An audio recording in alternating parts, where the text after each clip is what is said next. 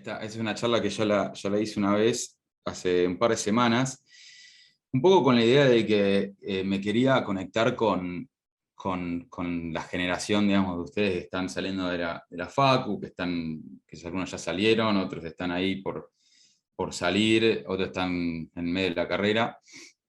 Y bueno, es como que es una generación nueva y yo ya tengo 40, así que un poco ya soy medio de la generación que está pasando, ¿no? Obviamente, eh, yo salí de la secundaria en el año 99, o sea que cursé en la FIUA, Facultad de Ingeniería, en el año, empecé en el año 2000, y bueno, era otra época, obviamente, la era de las .com. Ahora les voy a contar un poco de mi carrera, cómo fue, para que tengan una idea de cómo fue, y después mi idea es un poco mostrarle qué cosas existen en el mundo hoy en día cuando uno se enfrenta bueno, sale al mundo a hacer cosas, digamos, ¿no? ¿Qué tipo de empresas hay? ¿Qué cosas tiene cada una de las empresas? Tengo una parte también en donde les tiro un par de tips que son cosas que yo fui aprendiendo con el tiempo, que me parecen útiles para cuando uno está empezando. Y más que nada es eso. Esto es una charla que a mí me hubiese gustado tener cuando estaba en la facultad, cuando está terminando, para, ¿viste? Un poco saber qué me espera digamos, entender un poco mejor el mundo, ¿no? Como una especie de mapa. Y después vamos a dejar un tiempo digamos, de preguntas. Vi que varios preguntaron, sí, hay un montón de preguntas. Y Agus va a hacer las preguntas y bueno, voy a contestar las que pueda. Este, Así que es un diálogo esto, y si tienen preguntas en el medio ¿viste? De los slides, pónganlas en el chat, yo las voy viendo, si hay una que está buena, las contesto, si veo que hay demasiadas preguntas, quizás las dejamos para el final. Pero siéntanlo como un diálogo, porque también la cosa acá es que a mí me interesa aprender de las cosas que ustedes están pensando. Bueno, yo soy el CTO, co-founder de OutZero, que es una startup. Ya no es más startup, hoy tiene 1000 empleados y es un software, digamos, que resuelve autenticación. La famosa cajita de login que ven en muchos websites, bueno, por atrás es lo que nosotros hacemos con OutZero, y lo probamos como un servicio. Twitter es lo que más uso, ese es mi handle, y me pueden seguir ahí, podemos seguir las cosas que posteo, que en general son muchos learnings y cosas que me parecen útiles para saber, para entender. Me gusta mucho compartir en general, así que me pueden seguir ahí. Bueno, este es un meme ahí, un meme que me pareció bueno. El de arriba, uno está, cuando toma una decisión de carrera, una decisión de carrera no es solamente la facultad a la que voy a ir o lo que quiero hacer, sino en general, ¿no? Cada vez que uno está por definir, a tomar una decisión sobre rumbo de carrera en general, dónde voy a trabajar, si me voy de este trabajo, elijo otro, ¿qué hago? Medio que lo hace como tirando un dardo ahí, con poca información, sin tener como un proceso o un método de decisión, o con poca información en general, ¿no? Versus comprar una campera que tenés, no sé, un bombardeo de información y reviews, y es como el paradox of choice, te invade de la cantidad de cosas, de opciones que tenés, ¿no? Así que bueno, esta charla un poco lo que trata es de que Picking My Future Career esté más cercano de lo que está abajo que lo que está arriba, digamos. Un poco de demographics de esta charla. Les hice unas preguntas en el form, digamos, ¿cómo se llama? De inscripción, y para que tengan una idea, y digamos, las 200 y pico personas que contestaron, bueno, muchos están estudiando en FIUBA, el 60%, algunos no. ahí está un poco la gente separada en carreras, hay un 40% industrial, un 15% de informática, un poquito más ahí con las categorías que están acá. Por acá, después hay un mix de química, petróleo, mecánica, ingeniería industrial civil, electrónica. Hay un mix que está bueno, toda ingeniería parece la mayoría, excepto licenciatura y administración. Esto es una charla que sirve para todos. Obviamente mi background es de informática, yo hice ingeniería informática en la UBA. Bueno, digamos, soy programador de profesión y soy el CTO, así que está un poquito más biased hacia ese lado. Pero igual creo que sirve. Y después le pregunté esta pregunta de cómo definirás tu estado emocional en relación a tu carrera. Y esta es una pregunta que también se le hice a los chicos de ITBA. Y interesantemente dio muy similar, les tengo que decir. Hay un 7-8% que no tiene idea qué hacer. Está bueno, es relativamente poco. En ITBA dio muy similar. En el otro lado del espectro, digamos, estoy súper motivado, tengo súper claro que hay un 20% que respondió eso, y después tenés en el medio, tengo algunas ideas, voy viendo lo que se dé, tengo algunas ideas, pero necesito alguna guía, que se reparte el resto, que es medio de los que, nada, están ahí viendo. O sea, este grupo de gente que tengo está súper motivado, es interesante porque, y también básicamente dio lo mismo, creo que no hay ninguna, digamos, no hay ningún patrón o ninguna característica que diga, bueno, no sé, si estás en cuarto año ya tenés súper algo que hacer, digamos, no tiene que ver con qué estadio de la carrera estés, y lo mismo pasó con los datos del ITBA. Creo que hay cierta gente que realmente, digamos, es muy driven, ¿no? Tiene muy claro lo que tiene que hacer y lo que quiere hacer, y realmente no son la mayoría, y eso está buenísimo, que uno tenga claro lo que quiere hacer. Digamos, no es que sea el fin del mundo si estás en estas otras categorías, ¿no? Para nada. Un poco la idea de esta charla es que llegues un poco a estar en este cuadrante, en esta categoría de gente, y, bueno, es un inicio a ese camino, ¿no? Pero está perfecto sentirse que, bueno, estoy ahí viéndolo y voy viendo lo que va pasando y entendiendo el mundo, digamos. Después acá esto de que estás trabajando ahora, bueno, hay una mayoría que casi diría que es la mitad y mitad, ¿no? Hay un 60% debe estar trabajando, muchos en empresa grande. Si pueden, pongan en el chat la empresa, porque me interesa entender qué es una empresa grande para ustedes, o sea, qué tipo de empresas son. Pongan en el chat en qué empresa trabajan. Ahí está, Accenture. Bueno, mucho ingeniería industrial, claro, Accenture, Deloitte, viene por ahí. Mercado Libre, Pedido Ya. Sí, esas son como startups. Ahora les voy a mostrar también después cómo los pienso yo.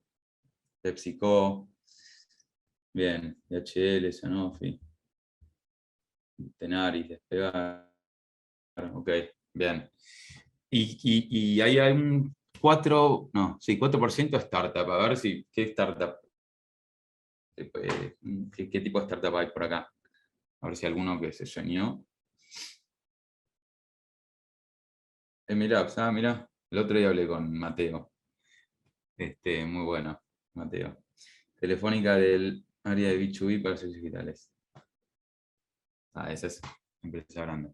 Bueno, y después tenemos pymes, que asumo que son consultoras de software, digamos, que hacen outsourcing, o ese tipo de cosas, o freelancer hay un 4%, hay un 23% que no está trabajando, pero le encantaría, un 5% que no le interesa.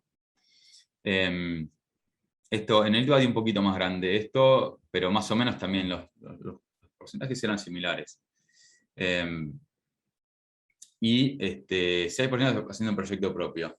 Buenísimo. Así que bueno, esta es un poco la demografía de gente, y Después está si puedes elegir dónde trabajar, es como la contracara de esto, ¿no? De si pudiera elegir, ¿no? Y digo más o menos, no digo tan disímil, pero lo que digo disímil es esto, ¿no? O sea, a muchos les gustaría más trabajar en una startup, 25%, y muchos también les gustaría hacer su proyecto propio. Lo cual tiene sentido y es totalmente entendible. Y está bueno que sea así, eso implica ahí que hay mucho emprendedor o gente que tiene ganas de emprender. Está bien también de querer trabajar en una empresa grande, digamos, ahora les voy a mostrar también una parte de que no hay ninguna cosa que sea mejor o peor que otra, solamente que uno tiene que entender qué es lo que es mejor para uno. Bueno, voy a empezar con mi experiencia ahora. Entonces, yo divido mi carrera como en 3 partes. Las linitas de colores, ¿no? Que ven ahí. Del 2000 al 2004, que fue cuando salí de la ORT. Yo estudié en la ORT de Yatay, computación. Tenía claro que quería hacer computación en ORT, como que me gustaba ya la computadora, que yo. Seguí por esa carrera, por esa especialización, perdón. En un momento me dio dudas de si quería ser programador o no, qué sé yo, pero estaba entre economía, o sea, en el psicotécnico que te hacen, ¿viste? Economía, ingeniería informática o arquitectura. Esas eran como mis opciones de cosas. Y la que más veía como que tenía futuro era informática. Entonces me metí ahí, salí de la ORT, empecé a trabajar en una consultora que ya no existe, que se quebró, porque nació en la época de los .com, en donde era todo pum para arriba, bueno, empezaban a nacer las startups, había mucho capital, y bueno, básicamente se abrieron oficinas en todos lados, se fundió en el 2001-2002, cuando medio que se fue todo al tacho, y habían gastado de más, y bueno, nada, se fue. Aprendí esa fue una linda experiencia, más de que yo hice la primera versión de Despegar, la hice yo saliendo de ORT, no tenía ni idea cómo hacer ¿cómo se llama? Un sistema como ese y cómo hacer una base de datos bien hecha. Nada, fue como toda una experiencia. Pero bueno, fue una linda experiencia y me enseñó esos primeros pasos y me convertí en el technical lead de un equipo y me ayudó a entender un poco eso de manejar equipos y manejar clientes. Pero bueno, duró poco y era una época media rara. Ahí cuando medio que se fue todo al tacho, dijo, bueno, voy a tratar de hacer freelancing porque estaba en la facultad y, digamos, me servía un poco tener flexibilidad de laburo. Y bueno, ahí lo que hice fue, me empecé a meter, esta época era la época que nacía .NET, Microsoft, digamos, el lenguaje, digamos, la plataforma de Microsoft de .NET, y yo medio que me metí y empecé a meterme en foros y a contestar preguntas en foros y digamos, de alguna manera me hice como medio conocido y por eso me metieron en una lista de gente que era como de Estados Unidos, que sabía .NET y era medio early adopters.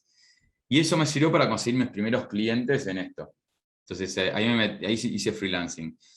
Fue una buena experiencia también porque ahí aprendí un poco a manejar clientes yo y digamos, ¿no? Sin ningún tipo de intermediario y qué precio ponerle a la hora y cómo comunicarme con el cliente, cómo mandarle mis facturas y bueno, todas esas cosas que uno aprende cuando está siendo un solo developer y fue una linda experiencia esa también. Me ayudó obviamente a tener más tiempo para dedicar a la facu. Y acá ya un poco cuando era en 2004, yo estaba como en el tercer año, cuarto año, ya había hecho, viste, la base de esa de álgebra y análisis y todas las cosas que ustedes ya hicieron o no hicieron, pero que padecieron. Y lo que hice fue, empecé a escribir en un blog un poco todas estas cosas que había aprendido acá, y empecé un blog, digamos, empecé a escribir y digamos, compartía con la comunidad mis aprendizajes y bueno, algo muy técnico era, ¿no? Programación, etc. Pero bueno, es como que lo empecé acá, digamos, eso. Y al mismo tiempo conocí a un compañero de la facultad y empezamos esta empresa que se llama SaaSworks. Yo era como el primer empleado de alguna manera, el dueño era esta otra persona, Alejandro, y la idea un poco ahí era trabajar con Microsoft, porque él conocía a alguien de Microsoft, que trabajaba en Microsoft Argentina, y de esa manera teníamos un primer proyecto, y esa persona después se fue a vivir a Estados Unidos, y nos abrió las puertas a Microsoft en Estados Unidos. O sea, éramos proveedores para Microsoft, haciendo diferentes tipos de cosas, ¿no? Y Microsoft es un mundo adentro, entonces teníamos bastante trabajo porque cada grupo dentro de Microsoft es un mundo. Resulta ser que la persona que nos abrió las puertas terminó siendo mi socio, mi cofundador en Auth0, más adelante, ¿no? Ahí está un poco digamos, ¿no? Uno va armando una historia, ¿no? Y como que nunca se sabe con quién vas a terminar haciendo una empresa.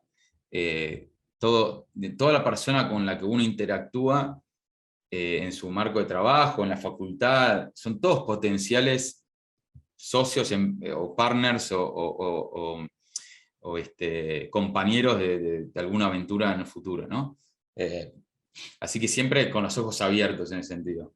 Y parte de este como camino que hice desde el 2004 al 2012, con 8 años, es un tiempo prudente, fue meterme acá en este momento empezaba toda la movida de la nube. O sea, empezaban a aparecer, bueno, Microsoft sacaba Azure, y AWS estaba ya medio que ya había arrancado con EC2 y S3 por acá. Entonces ya empezaba a ver como un cambio de paradigma en la industria, que yo justo trabajando con Microsoft y con un grupo específicamente en Microsoft que estaba encargado de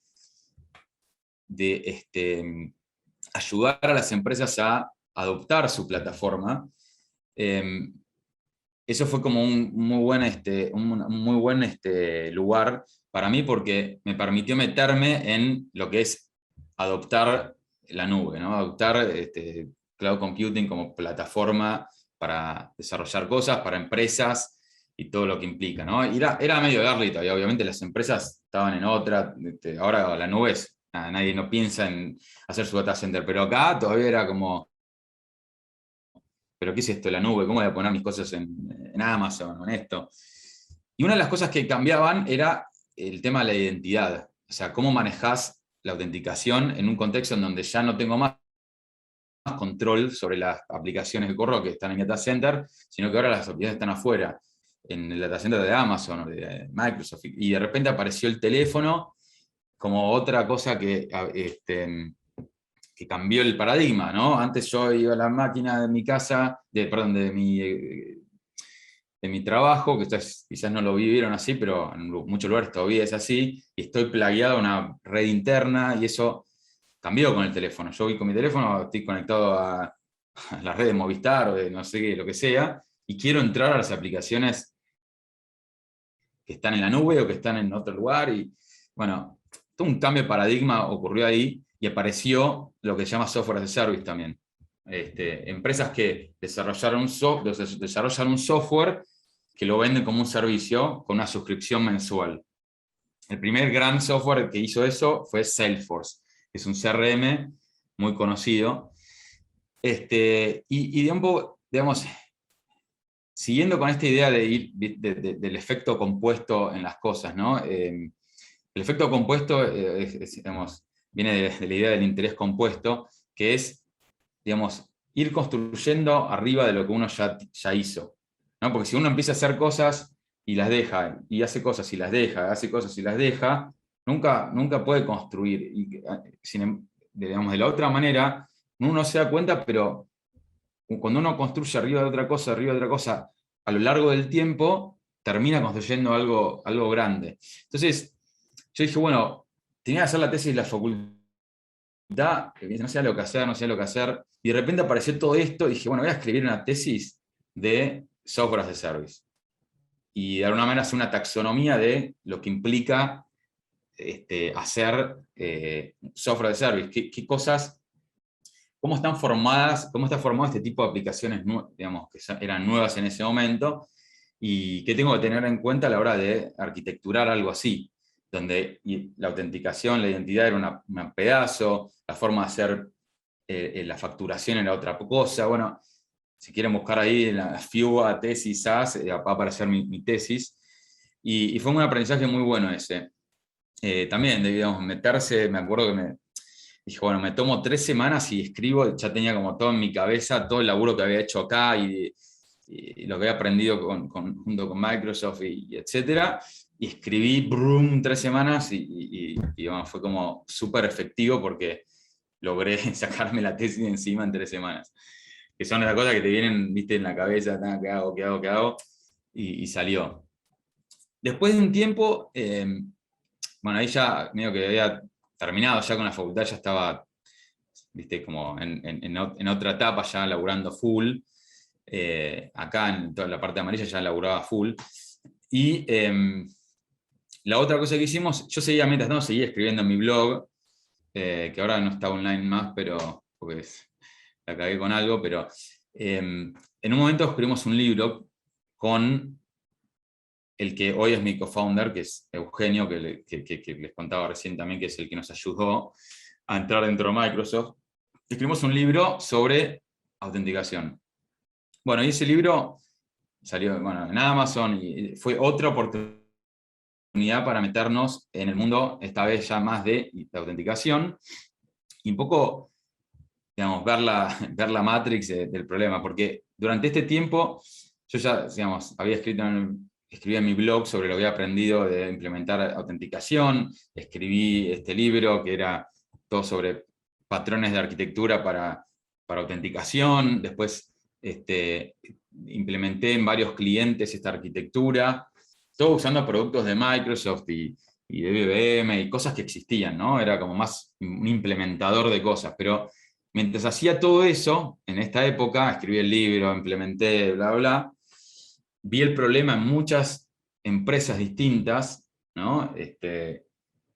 Y eso me permitió de alguna manera detectar como el patrón de que para esto no puede estar tan mal resuelto, digamos. O sea, cada vez que iba a una empresa era un año de consultoría no sé, $500.000, un palo gastado en software y en esto y lo otro, y mucha fricción en el proceso. Entonces, un poco esa fue como la realización de, bueno, acá hay una oportunidad para hacer un producto. Y yo ya estaba medio cansado de hacer consultoría, porque cuando uno hace consultoría está siempre trabajando proyectos cortos para otros. Y como que de repente te enamoraste de alguna cosita y no es tuyo, es de otro, y el otro vos estás ahí para ayudarlos a una partecita nomás. Entonces de ahí como dije, bueno, tengo ganas de hacer un producto, me tiré medio a la pileta, ya había estado 8 años acá y tenía mucho afecto a esto porque había hecho toda la empresa, ya la había construido también junto con este otro pibe, y éramos 100 y pico de personas. Me costó irme de acá, por suerte me pude ir, porque incluso le habíamos pitchado la idea al que era el founder, digamos, de Southworks, de hacer OutZero acá, como un producto, como un spin-off de la consultoría. Y por varias razones, bueno, cuando uno hace consultoría es difícil hacer producto al mismo tiempo, porque te tira el tema de la utilización de las horas y digamos, nada, tenés que facturar y pagar los sueldos, entonces invertir en un producto que no se hacía funcionar es difícil es una decisión difícil de tomar. Finalmente me terminé yendo y ahí empezamos a OutZero, en mitad de 2012 me fui, sin muchos ahorros, la verdad, tenía mi departamento que me había comprado, con todo el laburo que había hecho acá, y bueno, unos ahorros, y bueno, obviamente mi familia, clase media, bien, no es que tenía problemas, y siempre con ayuda si era necesario. Acá tenía ya 32 años, y no, nos mandamos, o sea, mi socio Eugenio empezó, digamos, se fue de Microsoft en 2013, que yo estuve como 6 meses haciendo como una especie de MVP, y él le ayudaba a hablar con los clientes, ver, digamos, qué cosas podía, qué cosas resonaban en los clientes de lo que estábamos haciendo y, digamos, empezar a validar un poco la idea, ¿no?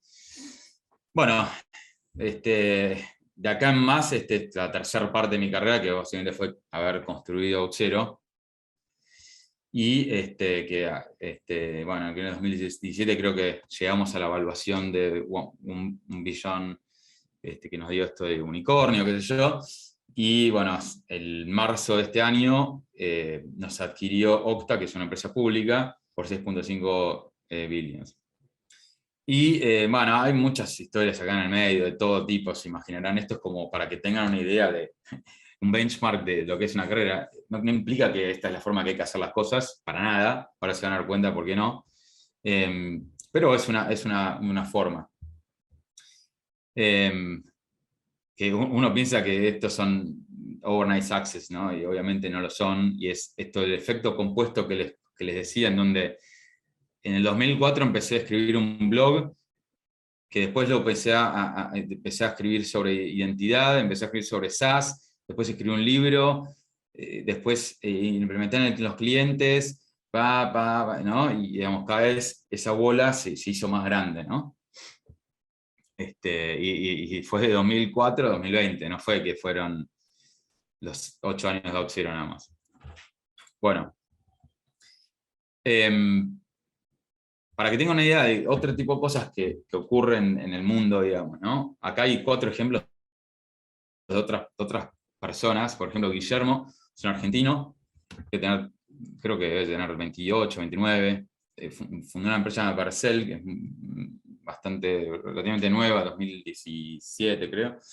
Y Guillermo empezó, haciendo Open años, trabajaba en PHP, de repente se metió en un proyecto open source de hacer JavaScript, se llama Motools, no lo deben conocer porque ya es viejo, pero con eso lo invitaron a San Francisco a conocer no sé qué, bueno, se quedó en San Francisco, hizo su primera empresa, la empresa esa la vendió a WordPress, después hizo Vercel, ¿no? Otro camino que es otra cosa, obviamente un pibe brillante, no es un promedio, ¿no?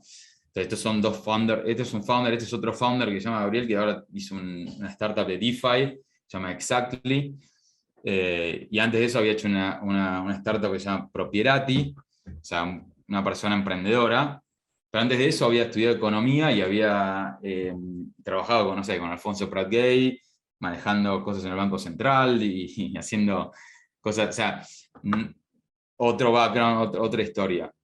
Damián es uno de los early, o sea, empleados que empezó, ahí estuvieron al año en Auth0, estudió en la FIUA también, y bueno, y trabajó conmigo en Southworks, donde habían trabajado antes, y después vino conmigo a Auth0, fue uno de los early employees de Auth0 y le fue muy bien, porque bueno, tenía stock options y terminó siendo digamos, creciendo como un empleado, empezando como un ingeniero, una pasantía en la empresa que había hecho antes y digamos, terminó siendo director de ingeniería en Auth0 y después ahora está haciendo un producto nuevo en Auth0. Entonces, también siendo empleado, digamos, uno tiene que ser emprendedor para llegar a tener un buen outcome. Sobre todo hoy en día con lugares como Auth0, como un montón de lugares que dan stock options que después tienen un buen outcome económico para muchos. Y después tenés otro ejemplo de otro Damián, que no sé si conocen Cafecito, que es una... ¿Conocen? ¿No? ¿Sí? Más o menos. Sí, bien. Cafecito es una app que hizo medio en la pandemia para ayudar a la gente a como, de alguna manera, cobrar online, o que le den una especie de tip online, comprarme un cafecito.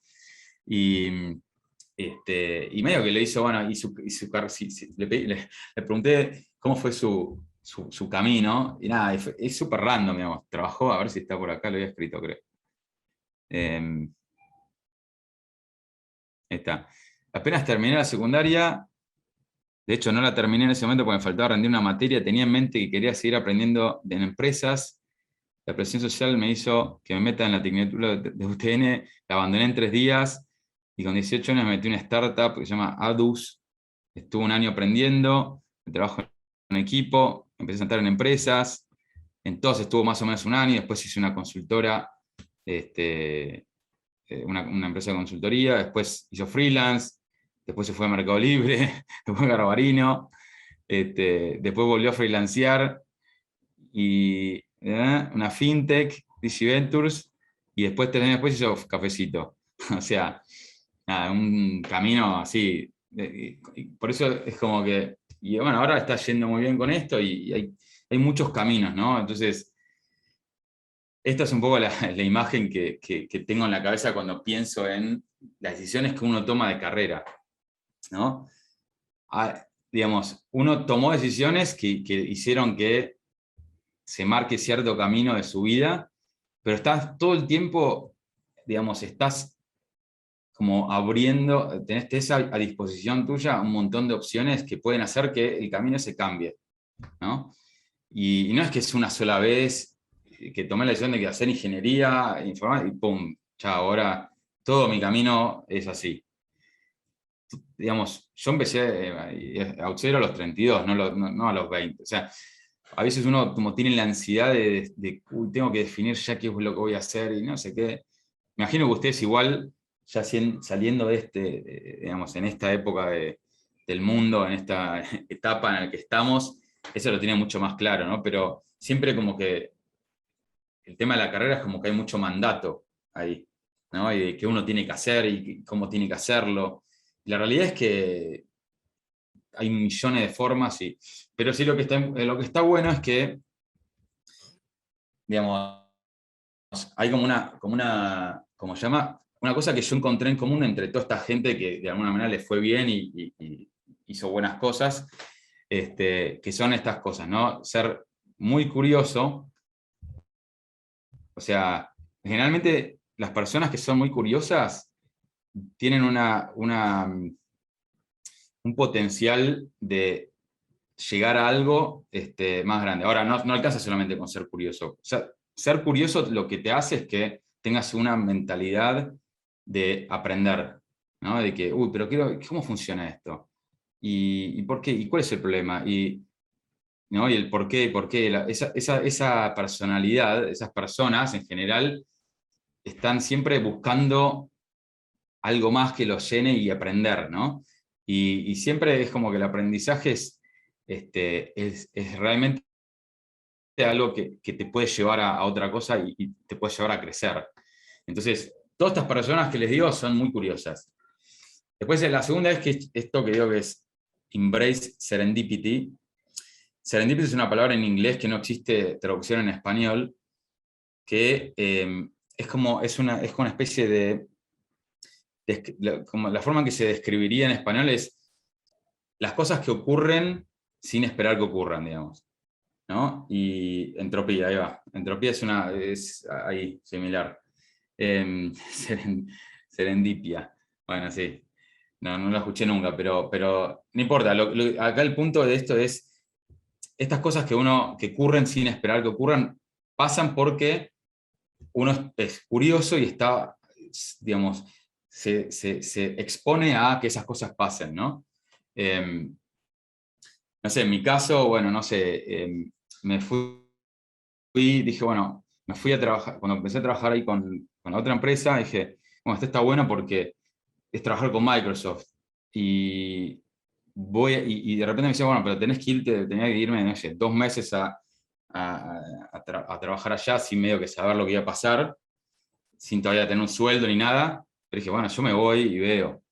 Y ahí, digamos, eso me llevó a otra cosa, que conocí a gente ahí, que después esa gente fue la que después me metió en un proyecto para hacer SaaS, que después las usé para hacer la tesis y que, bueno, de esto está lleno en la vida de todos. Hay gente que está más abierta a todo eso y hay gente que está menos abierta. En general, cuando estás más abierto a eso, más cosas te pueden ocurrir. Obviamente después uno no puede estar todo el tiempo siendo curioso y estando en este mundo de serendipity, porque serías como un eterno artista en busca de cosas, ¿no? Ahí está de nuevo lo que decía antes del efecto compuesto, que viene al tercer punto, que es la perseverancia y la consistencia. En algún punto, digamos, uno tiene que tener una especie de norte y decir, bueno, esto me sirve, con esto construyo y lo guardo en mi arsenal y sigo para adelante metiéndole a este tema. En mi caso, yo dije, bueno, la nube, autenticación, estos son temas que me quiero especializar y como que quiero darle más bola, porque me puedo especializar y al especializarme voy a tener más chances de hacer cosas, de que me diferencie de otros, digamos. Así que bueno, es un poco las cosas. Y ahora voy a ahondar un poquito más en algunos tips que están buenos. Bueno, esta es una frase que está buena. The real enemy is the man who tries to mold the human spirit so that it will not dare to spread its wings. ¿No? Bueno, esta frase de Abraham Flexner lo que habla es un poco esto, de que como el mayor enemigo a veces es eso de que nos moldeamos a las cosas y no dejamos que que las alas se abran, ¿no? Digamos, eso hay mucho mandato también de la familia y cosas que uno trae que hace que no pueda abrirse a las cosas que ocurren. Y la realidad es esta, que las mejores oportunidades son las que nunca esperabas. De nuevo, ahí, digamos, uno tiene que tener suerte, uno generalmente, ¿viste? Pasa esto de, pero este pie tiene mucha suerte. Vale, le pasan todas buenas. Y a veces, sí, hay mucha gente que tiene suerte y no, realmente tiene mucha suerte, pero a veces también lo que yo me gusta decir es que la suerte te tiene que encontrar trabajando. Entonces, vuelve a la perseverancia, ¿no? O sea, de repente aparece algo que te hace decir un golpe de suerte, pero te encuentran en la mitad digamos, de algo que ya venías laburando. Entonces, esas son ahí es donde realmente la suerte está jugando a tu favor, digamos, ¿no? Pero es porque estabas trabajando y aumentaste las chances de que la suerte, como la probabilidad de que la suerte te pegue, digamos, ¿no? Entonces, ¿cómo hacemos para crear un serendipity vehicle? O sea, esto sería como, ¿cómo hacemos para generar serendipity, no? Bueno, en mi opinión, esta es una de las formas más efectivas hoy en día de hacerlo, que es publicar contenido. ¿Se acuerdan? Yo les dije que empecé un blog en el 2004. Bueno, así fue como después me contactaron clientes en el 2010 porque habían leído mis blogs sobre cómo resolver autenticaciones, bla, bla, bla, pidiéndome que le haga consultoría para que les ayude a resolver el problema, antes de hacer Auth0, ¿no? Entonces, publicar contenido, blogs, podcasts, tweets, vídeos, lo que sea, va a hacer que más gente te descubra. GitHub, digamos. Y digamos, cuando la gente te descubre, de repente aparecen estas unexpected opportunities, ¿no? Yo hago mucho eso, de hecho, yo personalmente, cuando veo gente interesante, no sé, me conecto, hablo. Sin ir más lejos, lo que está haciendo Agustín con este grupo de gente hizo que de alguna manera estemos conectados ahora. Y bueno, ahora Agustín y sus Fido Consulting Company, bueno, yo sé que existen y de repente quizás pienso en ellos para hacer algo. Entonces, si ellos no hicieran eso, nunca esta conexión hubiese pasado. Entonces, esa es la idea de serendipity, tiene que ver con eso, ¿no? Cuando uno hace cosas, genera algo seguro. Bueno, hacer cosas, una de las mejores formas de hacer cosas es escribir contenido. ¿Qué pienso yo? Después, esta es otro tip, ¿no? Twitter DM is a superpower. Como también mandar un email o cualquier cosa que sea llegar a otra persona, contactar a otra persona, ¿no? Ahí de nuevo, tomo el ejemplo, no sé, de Agustín, que me mandó un DM diciendo, che, qué buena estuvo la charla. Le digo, buenísimo, y yo vi que era de FIBA y dije, che, estaría bueno dar la charla en FIBA. Bueno, si él no me hubiese mandado el DM, no sé si lo hubiese contactado. O sea, si hubiese pasado esto. Y a veces es como que es medio contraintuitivo lo del DM, porque uno dice, este ni me va a dar bola. ¿para qué voy a mandar un mensaje? Es cierto, muchas veces no te dan bola, pero hay cierta gente que sí te va a dar bola. Y entonces ahí vas a estar de nuevo abriendo una oportunidad, un potencial que no existía. Obviamente para cuando uno está mandando un mensaje, está pidiendo ayuda de algo, es muy importante seguir estas guidelines, ¿no? O sea, ser súper específico y preciso, ¿no? Tipo, che, ¿te puedo hacer una pregunta? Y nadie te va a contestar a eso. Ahora, si me decís, mira, estoy haciendo este emprendimiento que resuelve tal problema y me gustaría saber si, no sé, si la forma de hacer pricing es mejor hacerlo con monthly active users o daily active users. Bueno, esa es una pregunta súper específica que yo le puedo contestar fácilmente. Mira, creo que mejor monthly porque, qué sé yo. ¿No? Entonces, cuando uno pide ayuda es muy importante ser específico y preciso. Tell the other person why you're asking for their help, o sea, está bueno también, mira, te pregunto esto porque estoy haciendo un emprendimiento así que me parece que, que vos sabés del tema y no sé cuánto. Entonces, de alguna manera me metes en tu problema, digamos, ¿entendés? El why siempre es una manera, o sea, el por qué, si uno incluye el por qué, está abriéndole a la otra persona el entendimiento, el racional que tiene uno. Es importante eso. Y obviamente, si te ayudaron, después hacer el follow-up y decirle, che, muchas gracias, al final decidí hacer monthly active users porque bla, bla, y mirá, me fue así, así, así, ¿no? Bueno, estas cosas si las haces muchas veces con con diferentes personas, potencialmente uno de esos, digamos, va a ser una conexión y después va a ser, quizás pasa algo con eso, ¿no? No es ninguna fórmula, pero de nuevo es como aumentar las probabilidades de que pase algo. Y un poco esto de la perseverancia que hablaba antes es, digamos, más bien de perseverancia, es esta idea de, hace un tiempo puse este tweet que dice, andando el carro se acomodan los melones. Y este es un dicho que mi viejo me decía de chico, que justamente es uno de los valores que después metimos, digamos, en Auth0, uno de los valores, digamos, culturales, ¿no? Que lo pusimos como una fórmula, n más 1 es mayor a n. Esto es algo que tiene que ver con que, digamos, hay que siempre pensar en ese paso incremental y no quedarse bloqueado en la mejor solución, en el mejor mensaje, el mejor no sé qué. No, siempre va a ser mucho más efectivo hacer que quedarse pensando. Y porque cuando se queda pensando, te hacen ese análisis parálisis y al final no tenés ningún input que te ayude a moverte. Entonces, andando el carro se acomodan los melones es como un ejemplo de eso. Quizás los melones están medio desacomodados y decís, uy, quizás se cae, si meto esto acá se me va a caer para acá, mejor lo acomodo, gasto media hora más y lo acomodo mejor.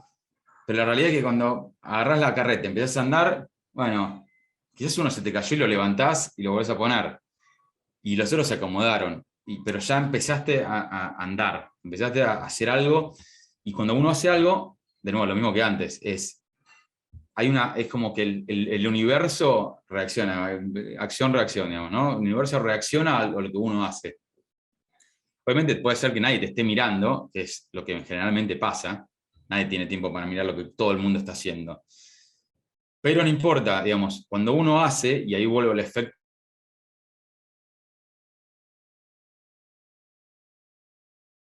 y hace siempre sobre la misma cosa, llega a n más 1000. Y ahí sí alguien se da cuenta que está haciendo algo. Y cuando le hablaste a uno, vos saben que vos estás haciendo eso, ¿no? Y como que generás ese efecto compuesto que al final termina siendo una bola. Así que bueno, eso es un poco, digamos, filosofía de gente que le fue bien, digamos. Tómenlo como una, como una filosofía, ¿no? No como un mandato ni como un silver bullet de nada, ¿no? Una bala de plata. Bueno, esta otra parte, y después vamos a hacer las preguntas, es de ¿cuáles son las opciones de carrera que uno tiene a la hora de salir a laburar? A laburar o bueno, ser freelancer. Bueno, ese es este menú medio pornográfico de comida. Lo que vamos a ver, entonces, somos diferentes tipos de empresas. Bueno, consultoría es una, ¿no? Ahí tenés los Globant, los Accenture, los Wolox, bueno, depende el vertical en el que estés, Deloitte.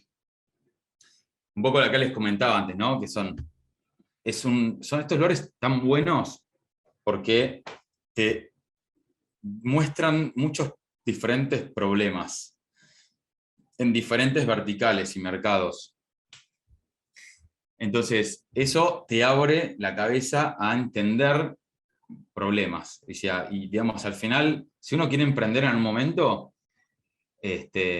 esto te sirve como, a mí me sirvió, yo hacía consultoría de software y me metí en autenticación, en identidad, y fui viendo cómo ese problema existía en diferentes tipos de empresas y terminé siendo un producto de eso, ¿no? Entonces, está bueno para eso, como que es una especie de pantallazo de los problemas del mundo y sobre todo las empresas grandes.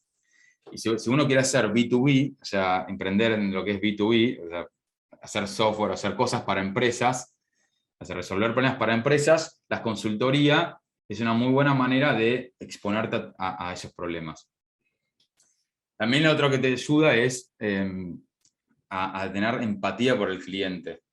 O sea, cuando uno hace consultoría está todo el tiempo saltando de cliente a cliente y entendiendo cómo ser un mejor proveedor, ser un mejor solucionador de problemas de alguna manera. Entonces, la empatía es una cosa muy importante de aprender. O sea, personalmente creo que es uno, no sé, digamos, está dentro de los tips de arriba también, es la empatía, porque si vos tenés empatía, te va a ir bien después, porque la empatía te sirve para muchas cosas, para levantar plata de otros, de Venture Capital, te va a servir para hablar con un cliente, te va a servir para hablar con un empleado, y digamos, es un buen skill a desarrollar, y cuando haces consultoría, lo haces porque, bueno, sobre todo si te expones al cliente, es como que lo tenés que aprender a hacer eso. Bueno, puedes viajar, bueno, ahora ya medio no sé, pero puedes viajar en general porque los proyectos medio que te demandan viaje. Y también acá con el tema de la consultoría hay mucho depende de qué proyecto te toque, ¿no? Ahí está como medio la capacidad de cada uno de cómo se posiciona dentro de una empresa de consultoría para que les toquen los proyectos que estén buenos. Y ahí aplica todo lo mismo que hablé para arriba, o sea, digamos, la carrera interna de uno en una empresa tiene las mismas características de la carrera que hace externamente cualquier persona, ¿no? Cuanto más comunicación haces, cuanto más te conectás con gente, cuanto más mostrás tu valor, mejores cosas te van a surgir. O sea, el serendipity aplica también internamente. ¿Cuáles son sus principales motivaciones? ¿Dónde se posiciona la plata?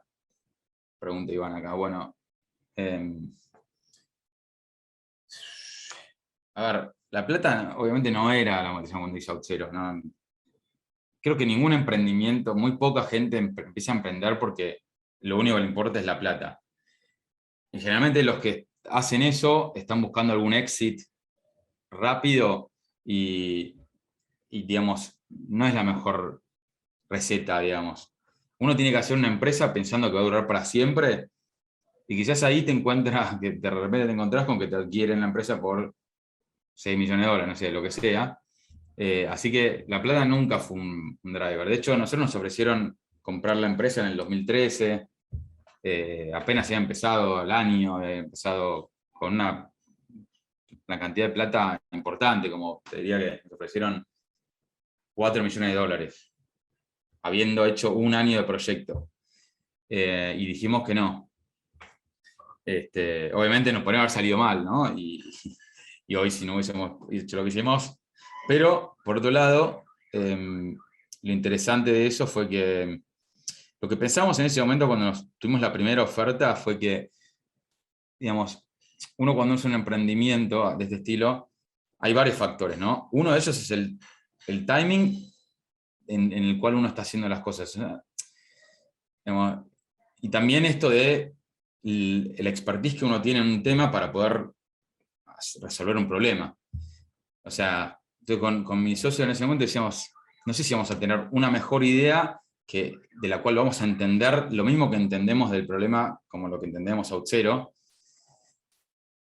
y con el timing que tuvimos también de empezarlo en el momento que lo empezamos.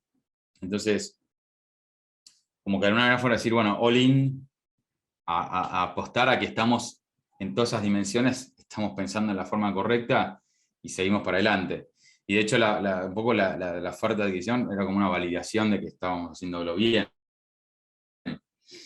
Así que no, la plata no fue, digamos, a todos nos gusta ganar plata y yo me gusta vivir bien y todo, pero yo siempre pensé que, de hecho, soy malísimo invirtiendo la plata, no sé ni cómo, viste, nunca puse la plata en ninguna cosa, la tenía en la caja de ahorro ahí, porque siempre pensé que trabajar me iba a dar mejor retorno de inversión que tratar de gamear el sistema, digamos, de tradear ¿viste? En esto, que invertir tiempo de pensar si invierte en esta. Obviamente hay gente que lo hace y lo recontra respeto y está perfecto, es una manera de ganar plata, pero no es, para mí, digamos, siempre aposté a mi trabajo. Bueno, el otro que tenés ahí en la categoría, digamos, de empresas, ya entrando en la movida de startup, es el startup que está early stage. El startup que está en early stage es básicamente los que todavía no levantaron la serie A. Generalmente se van a encontrar que lo que es el mundo de startups medio que se regula con un poco esta movida de levantar capital, ¿no? Y en el caso de las early stage son las que todavía no encontraron su product market fit, ¿no? Que quiere decir que no encontraron todavía que el mercado que quiere comprar su producto. Que eso lleva un tiempo. Nosotros nos llevó, te diría, como un año y pico, y lo nuestro fue muy rápido. Hay empresas que tardan 3, 4 años en encontrar el product market fit, y de repente, bueno, se quedan sin nafta, se quedan sin capital. Por eso el timing es tan importante. Entonces, acá ejemplos, hay, bueno, Pomelo es un fintech, Exactly, que les mencionaba antes, Emilabs está ahí también en esa liga. Lo que tiene interesante ahí es higher risk, higher reward, ¿no? O sea, si uno entró en este momento de la startup y le dieron stock options, bueno, van a tener un buen, o sea, si la empresa termina siendo un unicornio, van a tener un buen retorno de la inversión ahí. O sea, porque le dieron stock options y entonces si se quedaron 4 años en esa empresa, quizás se terminan, no sé, con, qué sé yo, $500.000, no sé. Damián que les mencionaba antes, que era un early employee, bueno, terminó, digamos, Auth0 y le fue muy bien, digamos, obviamente nuestro éxito fue muy bueno, pero bueno, él apostó ahí y se quedó, y digamos, ahora le fue muy bien con eso. Entonces, las cosas importantes a mirar cuando uno va a una startup early stage es los founders. Porque, y en general, los founders, y bueno, porque la startup que le va a ir bien en esta etapa son los founders son buenos, digamos. Y uno, ¿cómo se da cuenta que los founders son buenos? Bueno, si estás haciendo una entrevista para entrar en una startup, generalmente el founder te va a entrevistar, alguno de los founders. Y es una oportunidad para hacerle preguntas al founder, ¿no? Y le puedes preguntar sobre su visión, le puedes preguntar sobre cómo piensan el modelo de negocios cuando escale, le puedes preguntar cuáles son los problemas que ven. Todas esas cosas, digamos, uno un poco se da cuenta, ¿no? Cuando habla con alguien que tiene las cosas claras o que está medio ahí, ¿no?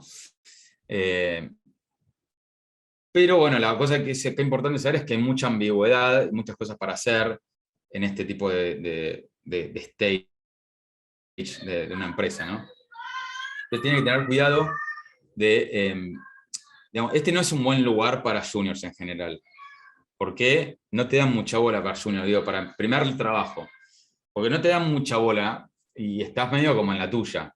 Si sos medio así como kamikaze, que te gusta el quilombo, digamos, está bueno. Y vas a aprender millones de cosas, y medio caótico, ¿no? Todo muy caótico. Digamos, si sos medio así pioneer, le digo, ¿no? Como pionero, la persona esa que le gusta llegar primero, ser medio líder, bueno, es un buen lugar. Pero como primer trabajo es muy difícil, porque nadie tiene tiempo de mentorearte, hay muchas cosas para hacer, medio que estás boyando a veces. Así que eso es early stage. Después tenés el growth stage. ¿Ya? Piensen como que las startups hacen una S. Primero está digamos, al principio, que es early stage. Cuando entras, hiciste una serie A, ya tenés capital, y lo que se espera de vos es que escales la empresa. Entonces, growth. Ahí empieza la curvita de la S. Bueno, en esa parte, ahí tenés empresas de ejemplo, Rappi, Voilà, que ya levantaron serie A, ya están más adelante. Son, son lugares donde también podés tener un buen outcome a nivel económico, una buena recompensa, porque terminás como, digamos, si entraste que yo, en la serie B, todavía tenés, como te dan stock options, podés lograr digamos, una empresa que termina valiendo 2 billones, bueno, te va a ir bien. Y está bueno para como quizás mitad de carrera, porque también es un lugar muy caótico, una empresa que está creciendo de esa manera. Caótico en otro sentido, que no es el mismo sentido de la early stage. Caótico más en el sentido de que hay como que hay mucha demanda, mucha demanda de cosas para la empresa, para todas las partes de la organización. Si estás sos un programador en esa empresa, bueno, de repente van a empezar a llegar muchos tickets de soporte.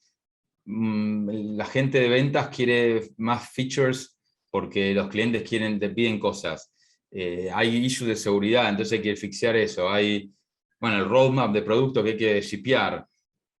Entonces, es como que hay demasiadas cosas a hacer que son importantes, y bueno, es caos, eso. Así que está bueno, pero también es como, tenés que estar contento con el caos, digamos. Pues lo pensamos que está bueno como para mid-career, porque uno lo que aprende ahí es todo lo que ocurre dentro de una empresa que está creciendo de forma rápida. Y entonces, está bueno verlo cuando uno ya tiene una experiencia de algún tipo, entender esta parte. Entonces, creo que, digamos, ya yendo ahora a las big startups, que son las empresas que ya tienen más de 1000 empleados, ya que hicieron un IPO, o que bueno, son grandes.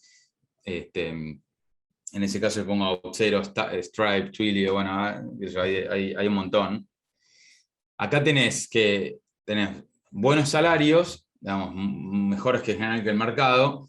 Tenés lo que llaman RSUs, que no son, es más stock options, que después cuando la empresa se venda o cuando la empresa sale a la bolsa te la van a dar, sino que esas son acciones que vos la podés liquidar en el mercado de acciones en cualquier momento, digamos, en ciertas ventanas de tiempo, pero ya son parte de tu compensación, y a medida que el stock sube, bueno, va a subir también tu compensación. Lo que tiene obviamente esto es que está más organizado, entonces ya las cosas están como... la empresa tiene muchos equipos haciendo muchas cosas distintas, especializadas. Entonces, va más lento que una startup que está en growth, ¿no? Porque están todos medio haciendo todo. La startup que está en growth en realidad es una big startup que todavía no tiene la cantidad de gente necesaria para operar como tendría que operar. Entonces, por eso hay mucha demanda de cosas. Y entonces acá está bueno para los que están empezando, porque de alguna manera es un lugar que sí da lugar a que te mentoreen o que te ayuden a entender mejor las cosas. Hay más espacios especializados, entonces hay más tiempo para hacer las cosas. Bueno, acá hay diferentes cosas para diferentes tipos de gente, ¿no? Big Corporation, esto no sé cómo llamarlo, pero son empresas que quizás ya tienen más años de antigüedad. No sé, Mercado Libre empezó en el 99, no sé. Microsoft en el 80, Google ya en 2000, ya tiene más de 1000 empleados. aplica lo mismo, generalmente tienen buenos salarios, tienen el tema de las RSU que son líquidas, que las puedes vender. Y acá lo que tenés es que ya hay muchos layers, bueno, los que trabajan en corporaciones grandes lo ven, en Accenture, etcétera, de Telefónica. Hay muchos layers, entonces depende del equipo en el que entres, qué tan buena la experiencia es, ¿no? Entonces cuando uno va a buscar laburo de este tipo de empresas, se tiene que fijar mucho en qué equipo va a entrar. Y en general preguntar también eso, ¿no? Bueno, y cómo este equipo, digamos, cómo se relaciona con el resto de la empresa, en qué lugar está de la empresa, ¿no? ¿Cómo creció, qué sé yo, del año pasado hasta ahora? ¿Creció o se mantuvo o se achicó? Qué sé yo, no sé. Son cosas que uno puede ver a la hora de elegir de ir a trabajar a uno de estos lugares, y no clavarse de alguna manera, ¿no? Y lo que uno aprende mucho acá es las empresas que ya están operando a un cierto nivel donde está todo driveado por métricas, ¿no? Las cosas ya funcionan medio que siguiendo métricas. Y bueno, también ahí una cosa que está buena entender es que hay diferentes tipos de personas, ¿no? Cuando ustedes piensan en qué tipo de, digamos, ¿cómo se llama? ¿Qué características tienen cada uno, ¿no? A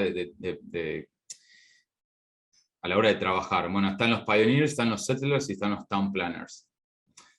Entonces, cada uno de estos tiene como ciertas características. Por ejemplo, los pioneros, en general, deals with, o sea, en general están lidiando con las cosas que no son muy entendidas, que son nuevas, que tienen valor para futuro, que están constantemente cambiando, que en un mercado que está medio indefinido, están contentas con con fallar, con el gut feeling, ¿no? con el sentir, tipo, queremos que ir para este lado, y con la experimentación, y con el uncertainty, y ignorar los clientes también, como es interesante que cuando estás creando, cuando estás en una startup early stage, un poco estás ignorando a los clientes porque estás haciendo una disrupción de alguna cosa. Entonces, si vos escuchás al cliente en ese momento, no está mal escuchar, hay que escuchar al cliente, pero no es todo lo que tenés que hacer porque estás haciendo algo nuevo. Entonces, bueno, como que hay diferentes tipos de gente. Entonces, este es los pioneros. Los settlers son los que un poco le gusta más la parte de, una vez que ya se conquistó la ciudad, digamos, ¿no? Y hay que armar los edificios, o las casas, o la carpa, lo que sea. Bueno, los settlers son los que hacen eso, son los que arman el sistema para que escale, ¿no? Entonces, ahí, bueno, es el tema de crecer, te tiene que gustar el tema de hacer crecer algo, de hacerlo más profitable, los productos son más maduros, los mercados que están creciendo, están conectados con el improvement constante, el análisis de mercado, el feedback, escuchar a los clientes, etc. Y después en los town planners es como una vez que la empresa creció, como creció, muchas veces que siguen creciendo, pero en cierto punto que un Accenture, un Telefónica, digamos, ya están en un mercado mucho más maduro, está todo más estandarizado, más volumen, se entiende bien las cosas, están bien definidas, y te gusta esto de la eficiencia operacional. Por eso muchos ingenieros industriales están acá, digamos, ¿no? Que es, bueno, no quiero generalizar, pero es como que de alguna manera la carrera un poco te lleva a esto, ¿no? De la eficiencia operacional, los analytics, el modelado científico, qué sé yo, Six Sigma, en fin. Y acá me enseñaron que dice, los pioneros son most likely to build a partially functional 3D printer with Lego. O sea, construyen una impresora 3D usando Legos. Los settlers most likely to steal a half-baked Lego 3D printer and turns it into something that lots of people want to buy. Los settlers agarran esta impresora que está hecha en Lego y de alguna manera la hacen mejor, y la hacen como más industrializada para que más gente la pueda comprar. Y los town planners most likely to be running the factory which builds the Lego bricks and Lego kits. O sea, son los que terminan industrializando completamente el sistema de Lego, ¿no? Bueno, la cuestión es que ninguna de estas cosas es mejor que la otra. O sea, hay mucha gente que es muy buena haciendo esto, y hay mucha gente que es muy buena haciendo esto, y cada uno tiene su lugar en diferentes tipos de empresa, y también en una empresa en diferentes momentos. Entonces, un poco estar aware de eso es importante. Bueno, freelancer es otra de las categorías ahí que medio que la dejé afuera porque es medio otro deporte. Acá las cosas que hablaba antes, ¿no? Tenemos que buscar tus propios clientes, están los ups and downs digamos, de que a veces estás facturando, a veces no, pero te da flexibilidad. Está bueno cuando necesitas eso. Y después tenés esta categoría un poco nueva, que es el solopreneur, que es justamente la contaba de Damián, ¿no? Que hizo Cafecito, ¿no?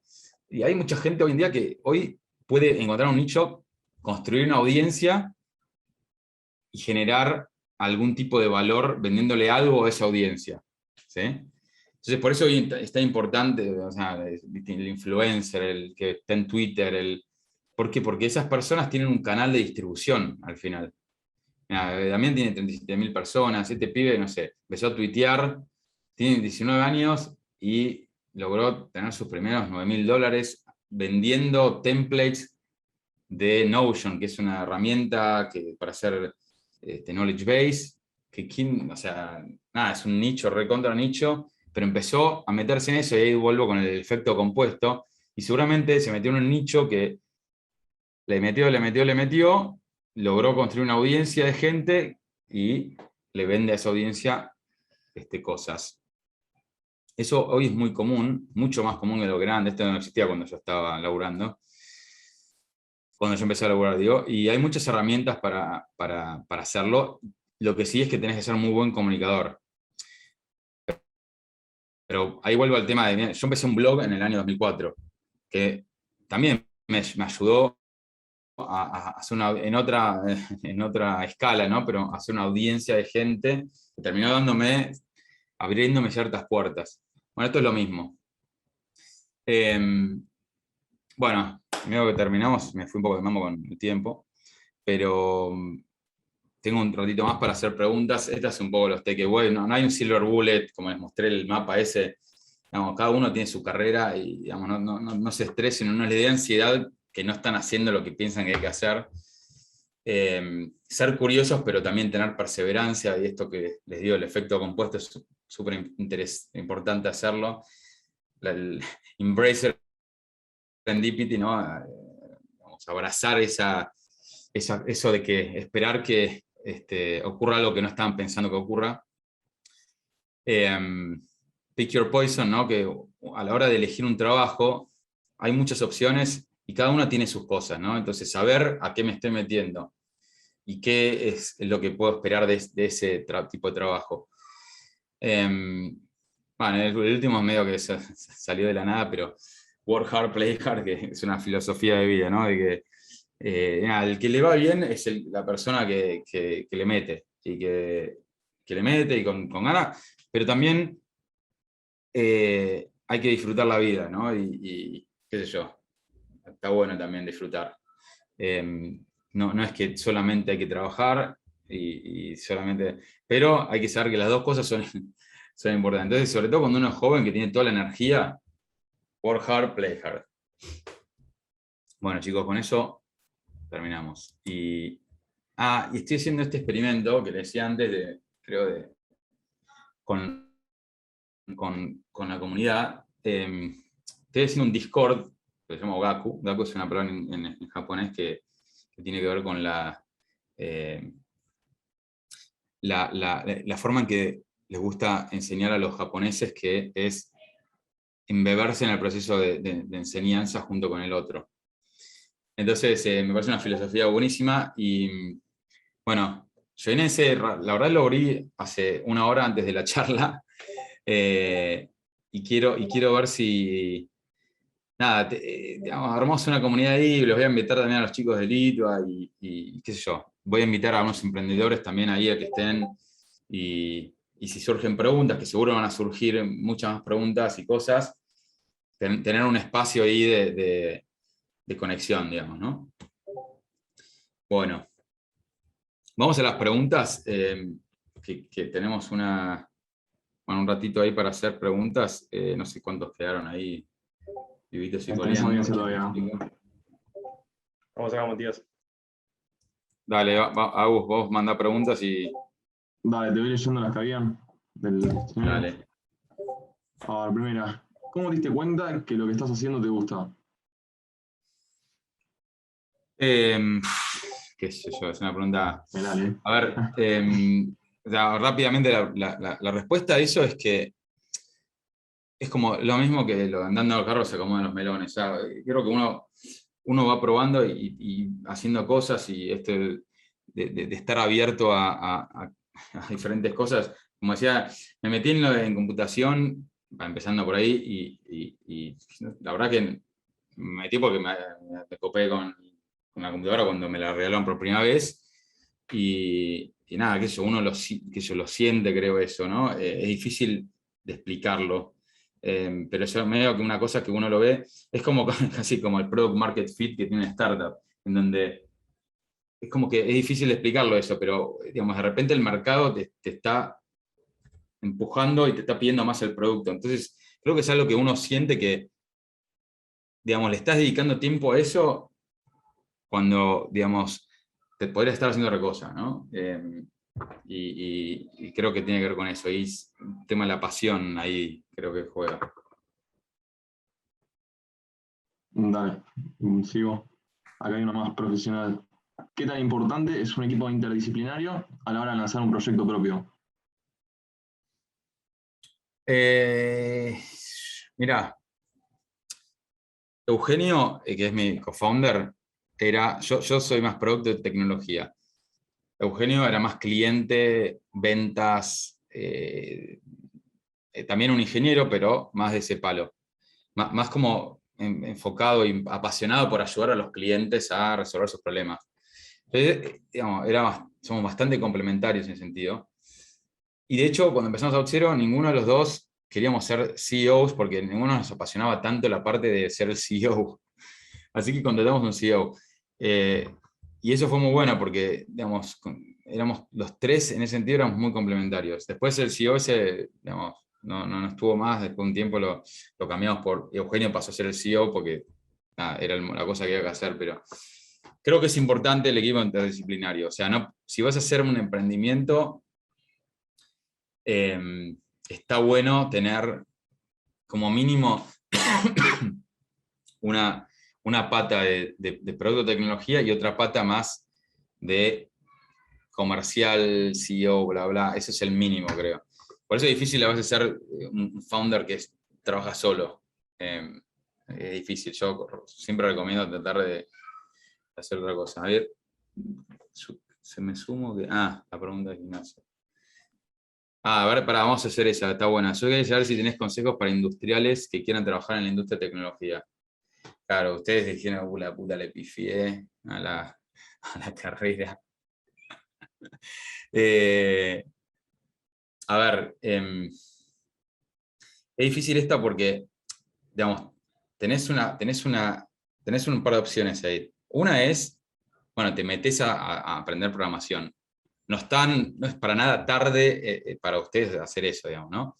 De hecho, una empresa que invertí se llama Henry. Soyhenry.com, algo así. Es una opción, ¿no? Que lo que en 6 meses salís medio programando, soy un front-end developer.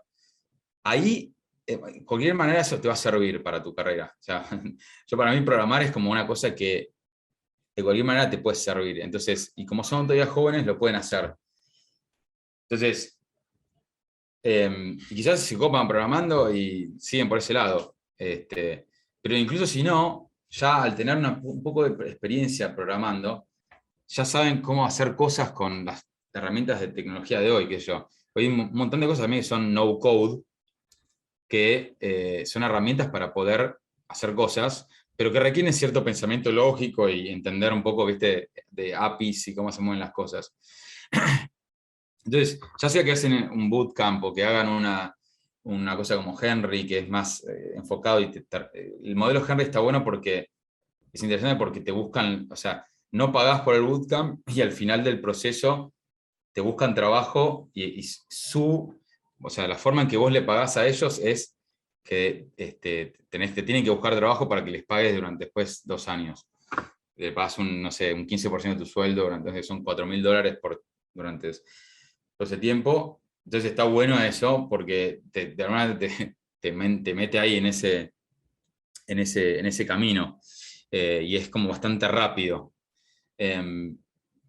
Después, si no haces esa, digamos, si no aprendes a programar o ese tipo de cosas, bueno, los ingenieros industriales en general se pueden meter en áreas de una startup,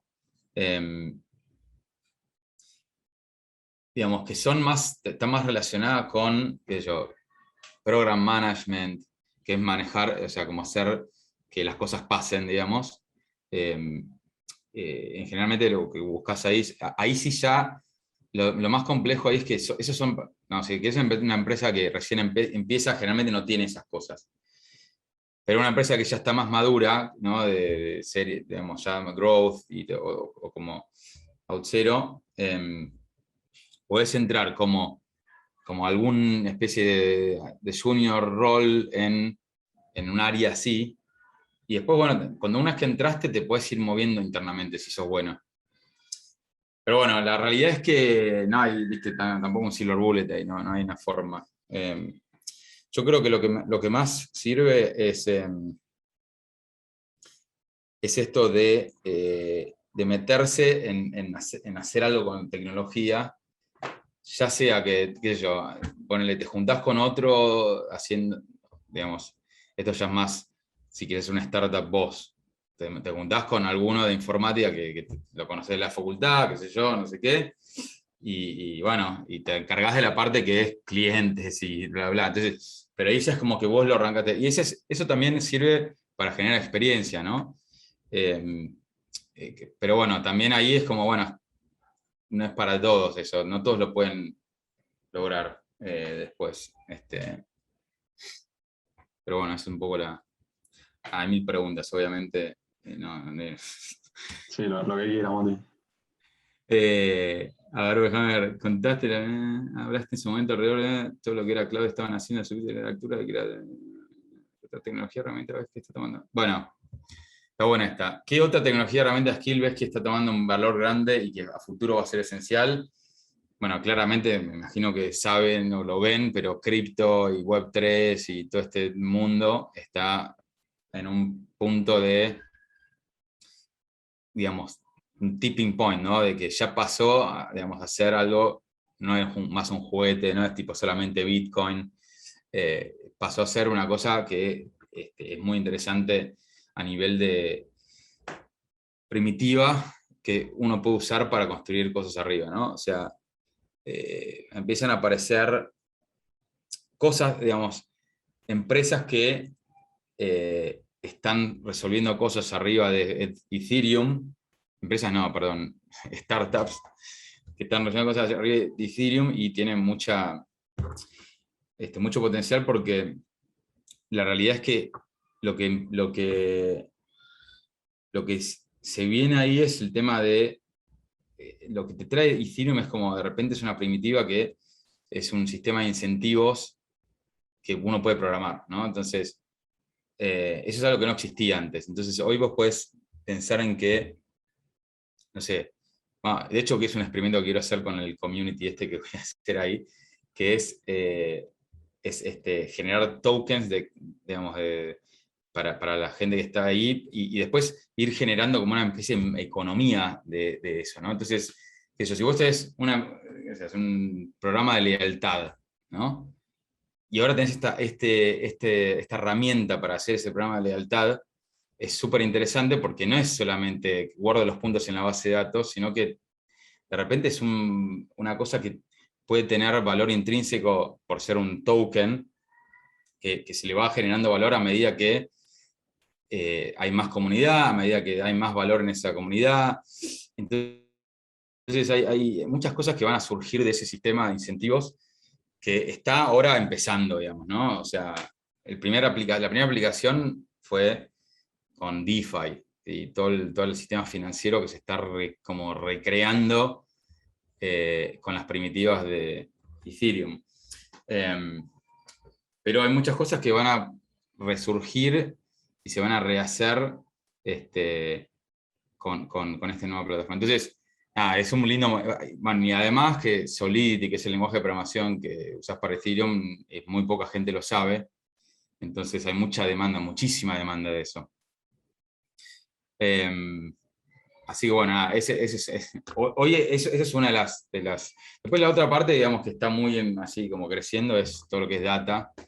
Todo lo que tenga que ver con data, digamos, de manejar data y cómo sacar... O sea, hoy las empresas están generando mucha cantidad de data, siempre fue así, pero ahora hay mucha más necesidad de explotar esa data y hay muchas más herramientas para hacerlo, pero bueno, todavía queda mucho para el ecosistema por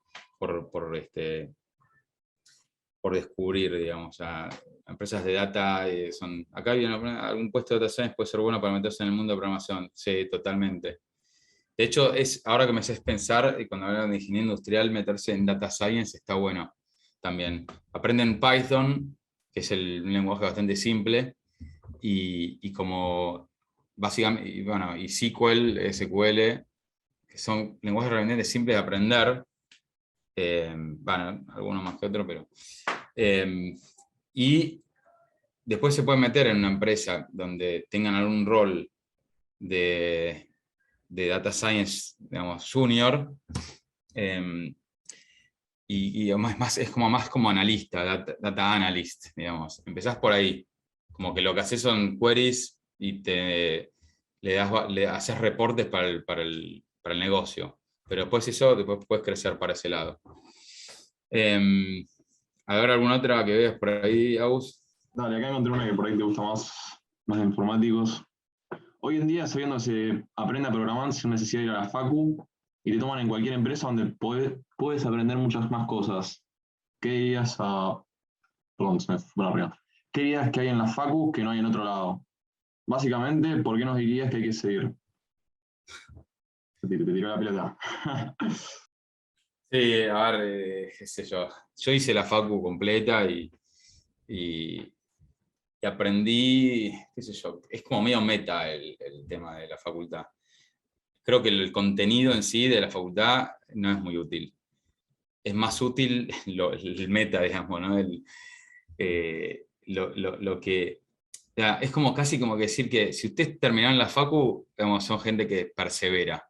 Y es una de las skills que está bueno tener. Y creo que más va por ese lado. Es más es una condición, es como una condición necesaria, pero no suficiente. O sea, que vos hayas hecho dropout de la facu no implica que no seas perseverante, ¿no? Pero que hayas hecho la facu implica que sos una persona perseverante y que tenés consistencia. Después si le hiciste en 15 años, bueno, es otro tema. Pero yo, qué sé yo, la verdad es que para mí es muy larga la carrera de la FIUBA. Digamos, si hoy tuviese que elegir de nuevo hacer, no sé si haría la FIUBA. Pero bueno, yo creo que hoy uno puede aprender un montón de cosas estando digamos, en la calle, ¿no? Digamos, sobre todo en sistemas, siendo autodidacta. La parte, sí, está el networking, tal cual. O sea, a mí la facu me dio el pibe que me hizo la primera empresa, digamos, ¿no? O sea, para eso sirve, pero hay un montón de otros lugares donde uno puede hacer networking también. Lo que pasa es que la facu es un lugar en donde, bueno, están todos en la misma. Entonces, ¿cómo buscas lugares que emulen eso si no estás en la facu? No, perdón, Bueno, hay por otra pregunta que ejemplo, era justo eso. Hay otra pregunta que era justo eso, es ¿dónde harías networking vos? Así que, hacemos por uno. claro, bueno, entonces ahí tenés Discord chats, GitHub, bueno, en todas esas partes, ¿no? Porque ahora que es todo digital, digamos, Twitter, o sea, lo que hablaba antes, ¿no? Y obviamente ahí es el mundo, no es solamente la facu, o sea, es el mundo. Ahora, es más difícil después ahí sobresalir o generar relaciones porque uno está en otra cosa. Pero otros lugares donde está bueno son los meetups, ¿no? Los encuentros de comunidad, que ahora van a volver, me imagino, bueno, de diferentes cosas, ¿no? De que tenés un encuentro de data science, tenés un encuentro de Python, tenés un encuentro de bla, bla, bla. Miles de cosas. Y esos son lugares donde uno puede hacer networking. Yo encontré ahí gente que después trabajó conmigo. Después tenés los cursos también, que no son 6 años, 7, 8 años de facultad. Son cursitos que también ahí encontrás gente, digamos. Cursos o MBA, que yo ahora te puedes ir a Madrid a hacer un MBA de un año y es un re plan ese, porque Madrid está explotando, hay un montón de gente interesante, hay startups, bueno, obviamente tenés que poder pagarlo, lo que sea, pero es un lindo proyecto ese. Yo creo que hubiese hecho algo así, te vas a Madrid un año, conoces gente, viajas un poquito.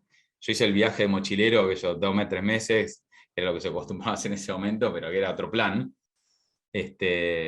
Pero bueno, hubiese hecho quizás una cosa así, y eso te abre también un montón de gente, puertas, y bueno, a veces es difícil. Por ejemplo, yo soy introvertido de naturaleza, digamos, aprendí a ser extrovertido porque me empujó el sistema, digamos. Y un poco lo que decía antes, ¿no? Que uno termina, digamos, en el mundo de hoy, si no tenés digamos, vos podés ser introvertido, pero tenés que sacar algo para afuera de algún tipo, ya sea que escribís en un blog, que escribís en Twitter, para poder generar este tipo de cosas. Si no, bueno, te quedás ahí en tu mundillo, ¿no? Y te van a surgir oportunidades, pero son menos las que te van a surgir.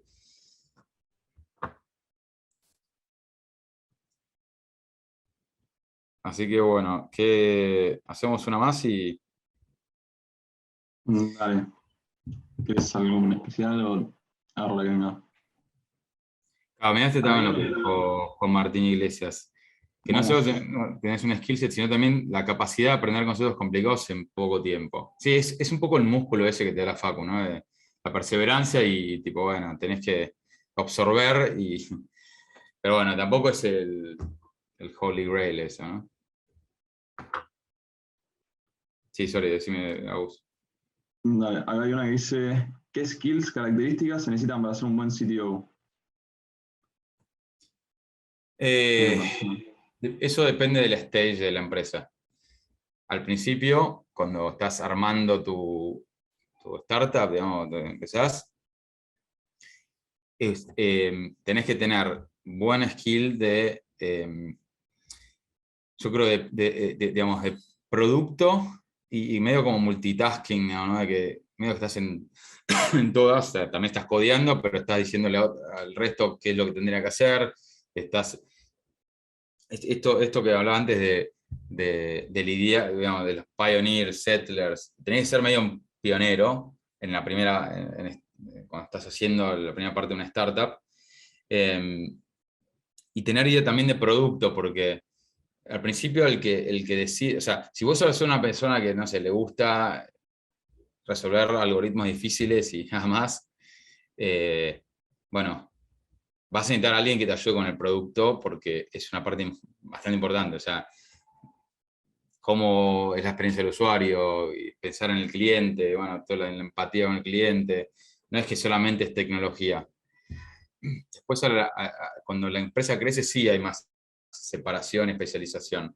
Y después tienes que ser un sitio más management y hiring y aprender a hacer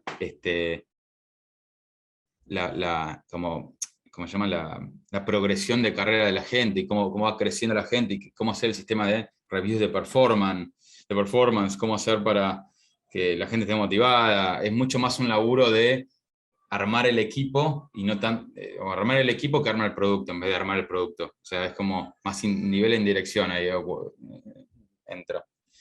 Así que bueno, es un poco ser CTO, va cambiando a lo largo del tiempo. Yo hoy soy CTO, pero estoy haciendo incubación de nuevos productos, porque la empresa ya tiene está en otro estadio y qué sé yo, hay CTOs que son más management, CTOs que son más producto, más tecnología. Hay de todo, pero yo creo que más que nada es eso, al principio es tener tener la visión de tecnología de producto y clientes y poder sintetizar todo eso fácilmente para el resto del equipo. Prioridades, decisiones. Bueno, chicos, sabieron que se hizo de noche acá. Y allá también.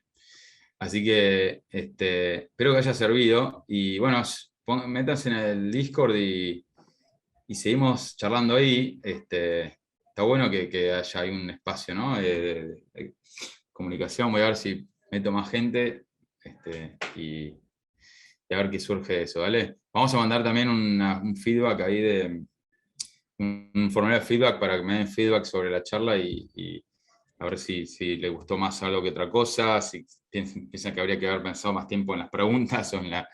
digamos, generalmente pasa esto, ¿no? De que creo que habíamos puesto 1 hora, pero la tengo que hacer de 1 hora y media.